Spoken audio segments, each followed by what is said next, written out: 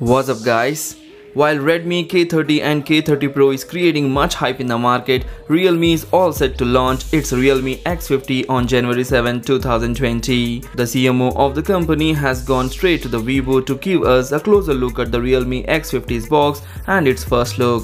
The box continues Realme's yellow boxes with the model name emblazoned on the front. We assume that the rest of the details are on the back. On top of this, we also get a look at another teaser for the device, this time the courtesy of China Mobile. This teaser actually reveals that the Realme X50 will in fact come with a pair of dual hole punch front cameras. Considering that the leaks were pretty accurate, it is also quite likely that it will be a 32 megapixel plus 8 megapixel dual front facing camera setup, which guarantees us the best selfies we have ever seen.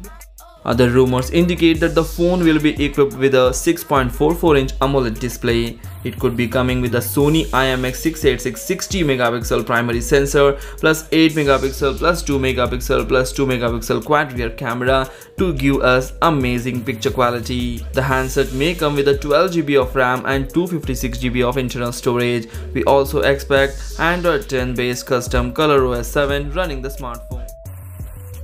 Despite all these leaks, nothing is really set in stone regarding the new device. Realme has already confirmed that the launch event of the Realme X50 5G smartphone in China and will be hosted on 7 January 2020, which means we won't have to wait much longer to see it. So this is all about the Realme X50 and Realme X50 5G, and we still don't know about whether there will be an Realme X50 Pro 5G or Realme X50 Pro phone will be there or not. So this is what we know so far about the Realme X50. Hope you like the video. If you like the video, please hit the like button and do share this video among your friends. Thanks for watching. Take care. Bye bye.